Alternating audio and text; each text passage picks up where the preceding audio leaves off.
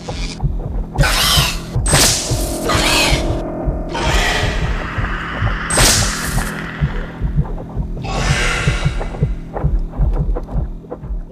up, everybody? Welcome to BioS 3 Raw TV. Today I want to talk about something that I've seen a shift from the newer, younger crowd, and I don't want to call them the old timers, but the people that have been around for a while, like myself.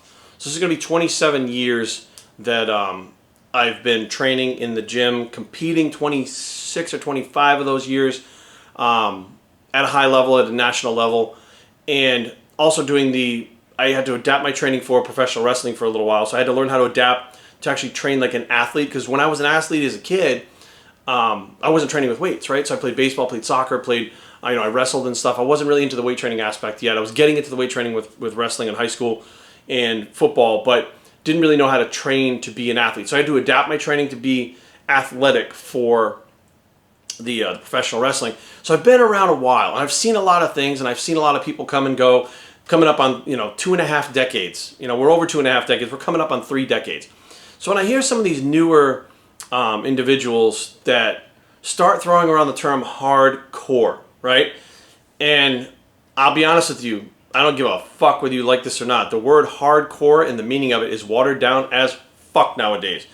And it's evident by the fact that people will, it really, I can't understand why they think a squat, a bench press, and a deadlift is hardcore. Okay, those are 3 movements that obviously you enjoy doing, right? Because you're doing them over and over again. So you enjoy doing them, because if you didn't enjoy doing them, you wouldn't do them anymore. Or you would just limit the use of them. You wouldn't think they were hardcore. You'd be like, they're just a means to an end. But there seems to be the misconception that those big 3 are what makes you hardcore. And I kind of stepped back and I was like, where the fuck is this coming from? And I realized that's because these newer, younger individuals don't have anything to compare it to. And what they're being fed by this sensationalism of what the fitness industry, training and stuff is nowadays is not, like, you have to do everything on your phone. Like, you have to record it. If you didn't record it, basically that workout was fucking null and void. It didn't even happen. Like, and I'm sitting there going, things have changed. So there are key words like hardcore that I think that people automatically want to interject into themselves, because that they are hardcore, when they have not earned that badge to wear. They have not earned the right to use the word hardcore just because they squat, bench, and deadlift. That's all there is to it. Now, I'm not talking about these power lifters that are out there that are fucking crushing goals in competing and going through these long fucking blocks of training and shit year after year. I'm not talking about that. I'm not talking about the exercises specifically. I'm not talking about powerlifting. I'm talking about these new physique bodybuilding wannabes. We're going to have to call them wannabes because they haven't proven shit yet. They haven't got on stage yet. They don't have a physique yet. They are essentially our wannabes. And I wouldn't call them wannabes. I'd call them beginners. But the wannabes dress like they're fucking professional fucking bodybuilders. They run around making fun of other people that don't look like professional bodybuilders or don't necessarily train like a professional bodybuilder. They fucking make fun of them. They're putting themselves in the same company as these professional bodybuilders, powerlifters, physique competitors that truly are hardcore. But the people that they're emulating understand what hardcore is. The people that they're trying to be like, that they're wannabeing, is truly what the definition of hardcore is. Now, let's back up. So when I started training, Lee Haney was the top dog. Okay, now, you want to talk hardcore, go back and watch Lee Haney. Okay, and it's not about whether he did a squat, whether he did a bench press. It's about what he did, what he had to do to get there. After Lee Haney, it was Dorian Yates. Now, this is what the gyms were full of. Before all the cell phones, before all the cameras, before Instagram, nobody knew what the fuck was going on. So you just went in there, and hardcore, the definition of hardcore, is going to do what you need to do no matter what the cost, meaning whether you lose a relationship, you lose a job, no matter what the amount of pain you're in, no matter how bad something hurts, you fucking do another set. If you're injured, you don't sit on the fucking couch like these little assholes nowadays. These motherfuckers like, I'm gonna rest for 2 weeks. It's a fucking muscle pull. Get in the goddamn gym and keep training. If we fucking pulled something, we trained around it. We tried to get back to training that body part as fast as possible, even through the pain, because we had a short period of time to improve for our next show. Going into the gym day after day for a decade and not stopping and progressing. Going in the gym and attaining your fucking goals, literally gaining 100 pounds in the fucking gym of body weight, of muscle. I'm not saying pure muscle, but muscular body weight over the course of fucking 10 years, 5 years. That shit is fucking hardcore. Going in the gym and being so focused that you don't even know your cell phone exists. How many of these little assholes that are out there talking can do anything without a cell phone? Matter of fact, they're probably talking shit to you during their workout while they're on their fucking phone. It fucking kills me that these people would wear a shirt that says hardcore, beast mode, turned on, all this dumb shit, killing it, slaying it, all this bullshit. And I'm like, you guys have no fucking concept. You're the most pussified, watered down version of fucking hardcore that I have ever seen. And you have the balls to make fun of anyone else? You need to look in the mirror and fucking check yourself. But then again, these are also the people a year from now, 2 years from now, 3 years, 5 years from now, are not going to be here anymore. They're not going to be doing this because they truly aren't hardcore. They want the accolades. They want the attention. They want everybody to think they're hardcore. They want people to respect them, admire them, and follow them, and be inspired by them. So they use the word like hardcore, and they dress the part, but truly down inside, they're literally a beginner who's scared as fuck and doesn't know how to do anything. And what they're trying to do is draw attention to themselves by making fun of other people. Making fun of other people that have already accomplished what you're trying to do. They've already been there. They've already gained 100 pounds. They've already competed. They've already won. They've already turned pro. They've already done all this shit.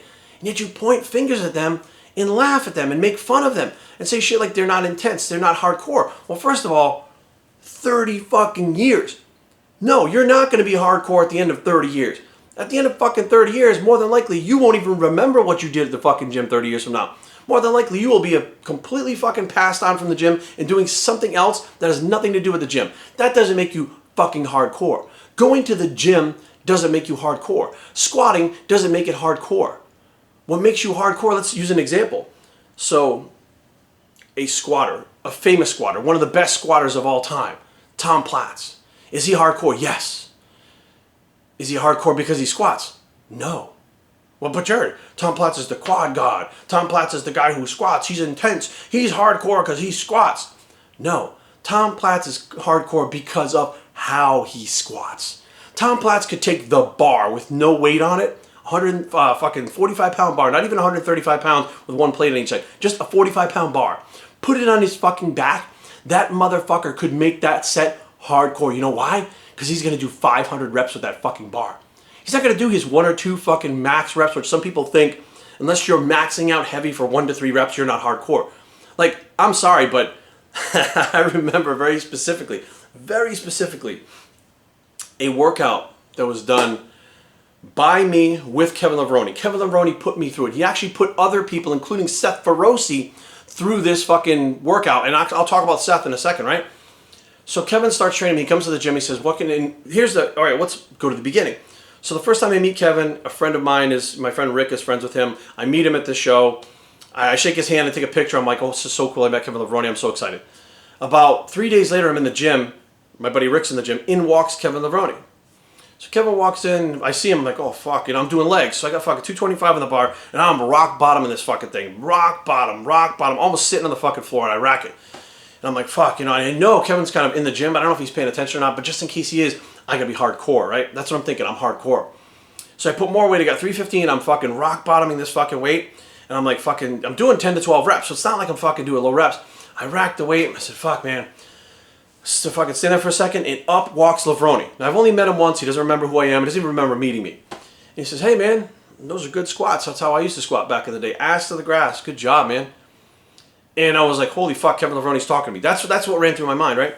So we start talking and stuff, and fucking he keeps coming to the gym to see Rick and stuff, and they're hanging out, and I get to know him more and more. Kevin says, let me put you through a workout. Let's do a leg workout.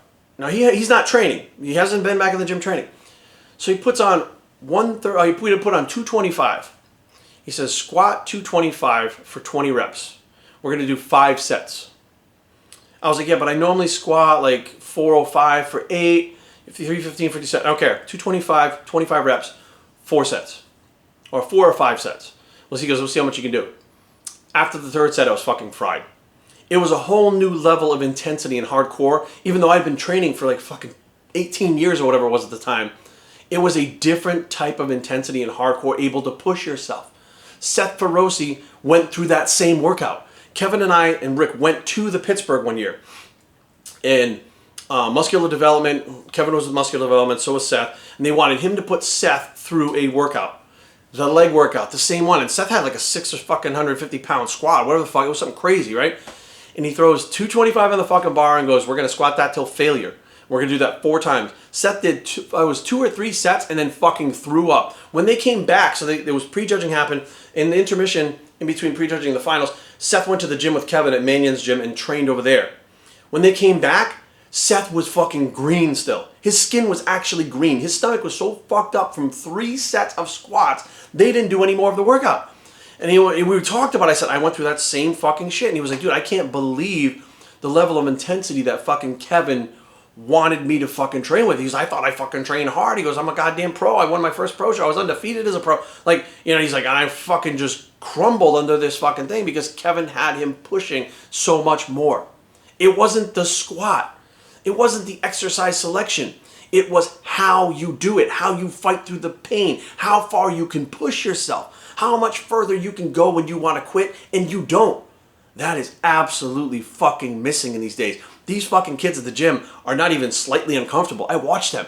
Their fucking heads don't turn purple when they're trying to do that max squat. They're not out there trying fucking high reps to where they're failing and fucking having to do a couple forced reps. They're not trying any high intensity training techniques that are painful. They're in there wrapping their fucking knees from the first set, putting on these giant powerlifting fucking belts, putting on wrist wraps to squat 225. And I'm like, but these are the same people that hop on Instagram and make fun of other people for not being hardcore. They think because they're wrapping a fucking wrist wrap that's 5 feet long around their fucking wrists, wrapping their knees to where they fucking walk like Frankenstein up to the fucking bar, putting a belt on that goes from their fucking ribs to their goddamn fucking ass crack, and doing 1 rep with 225 is hardcore. And I'm like, where the fuck did we go wrong? I'm all about just going to the gym, training how you want to train and stuff like that, but where did we get this whole fucking generation of people that have no fucking clue, have no idea? I have literally, this is another good example. I had an individual that came to me, wanted me to train him. Now, he was foreign, he's from the Ukraine, Kiev is where he's from actually, and he looked good. I mean, he did well over there. He didn't win, but he looked good. So I get him in the gym. I said, he's like, oh, I really want to work with you and stuff. Cool. So he fucking comes to the gym. He signs all the fucking paperwork. We start through the fucking leg workout. And the first thing we did, he stopped after the 3rd set. The first exercise, I don't know if it was lunges or if it was squats. I believe it was squats. Goes in the bathroom, throws up, passes out in the fucking stall, laying on the fucking ground. Another trainer comes out and goes, hey, Jerry, I think your guy's in the fucking stall, passed out. So I go in the fucking locker room. He came out of the stall, and where the counter was, where there's like a counter with some lockers, he was laying on the fucking counter, like going, and I'm like, dude, you okay? He was like purple. He was fucking so weird looking. He goes, dude, I don't know. Can you stand? He's like, I think so. Good, because we got to go finish this workout. If it takes us all day to finish this fucking workout, we're going to finish this workout. This is why you didn't beat those guys in the Ukraine. You didn't beat them because you're training like an asshole. Had you been training harder and able to fucking do what I'm going to have you do now, your physique would have been better. Even over there, they didn't understand. Well, I shouldn't say over there, but even he, being in another country, because he was one of the younger guys, didn't even understand. Everybody thinks nowadays it's about doing a squat and blasting fucking tons of gear. These fucking kids walk in the gym, they get their push-pull legs fucking workout they got from their fucking latest YouTuber fucking fad that's going on. They got their goddamn belt, they got their fucking wraps, they got their fucking everything so that they're good to go. They got their foam roll. Dude, you haven't even fucking exercised enough to have any issues to need a foam roll, but whatever. And they walk in the gym and they fuck around and they walk around like they're cocky as fuck. There's a couple kids in my gym, they walk around like they're the fucking shit. And I'm looking at them going, what the fuck, guys? Like, there's nothing you're doing that's any more special than what anybody else is doing in this gym. Matter of fact, there are competitors in this gym that stay covered up and don't walk around in string fucking tank tops with their nipples hanging out so that fucking everybody knows that they're a fucking competitor. They're in there doing their fucking job. Their job is to walk in there in a fucking hoodie and sweats with the goddamn headphones on and do set after set after set and go through pain after pain after pain and improve year after year to be better. And some of them lose relationships with their girls or their guys, their fucking boyfriends, their husbands, their wives, their girlfriends, whatever. Some people lose jobs. I've lost jobs. I've lost relationships in the past because I was so focused on my next goal body-wise, bodybuilding-wise. Like, I don't think you guys even fucking comprehend. Living a nice, easy lifestyle, going in the gym, walking out of the gym laughing and joking like it was a big fucking fun game is cool, but it ain't fucking hardcore. And just because you see someone who maybe benching 225 for like 10, kind of easy, going, that motherfucker's so stupid, he's not intense. Don't think for a second that that individual wasn't somebody before you just fucking saw them. Don't think for a second that that guy may not have been the motherfucker benching 600 pounds raw and he's in the gym putzing around because that's not his goal anymore. So in hindsight is 2020, right? 2020. In hindsight, when you walk in the gym, be aware. People are in there training, they're doing their thing. Just because you have an idea of what hardcore is doesn't make it fucking reality. There's a whole collection of people out there that have been in the gym and know what hardcore is. And it's not that you looked at the animal poster of fucking Frank McGrath and that made you hardcore. Those black and white fucking photos that Frank McGrath was in, that was posted all over the fucking gyms everywhere, posted all over fucking MD, people tore the pages out, stuck them on their walls. Those fucking Frank McGrath posters, those pictures were created based on reality, okay? They're not a myth. The things you saw in those posters, the reason why so many of us related to it is because we went through that. The time where they're sitting down and he's got the fucking girl laying next to him in bed and he's sitting on the fucking thing because he's contemplating the fucking workout and the food and shit like that. The time where he was standing at, I forgot how he was standing or whatever, and it said, the quote was something like, can't pay the rent because I had to fucking pay my gym membership or whatever. Like, that shit resonates with us because that was us. We had no fucking money in the bank, not a dime, but we paid our gym membership and showed up every fucking day. And every day we put ourselves through fucking hell, nonstop. There were times where we couldn't walk out of the gym. There were times where we laid on the fucking floor. My friend Brandon Ray, IFB Pro Brandon Ray, used to lay on the fucking floor. He'd do his last set. He would just literally fucking drop to the floor and go to sleep. We would be stepping over Brandon with our clients to go train because that's how hard he pushed himself. That's how far he pushed himself. And Brandon was fucking hardcore. I've trained with him. I understand that.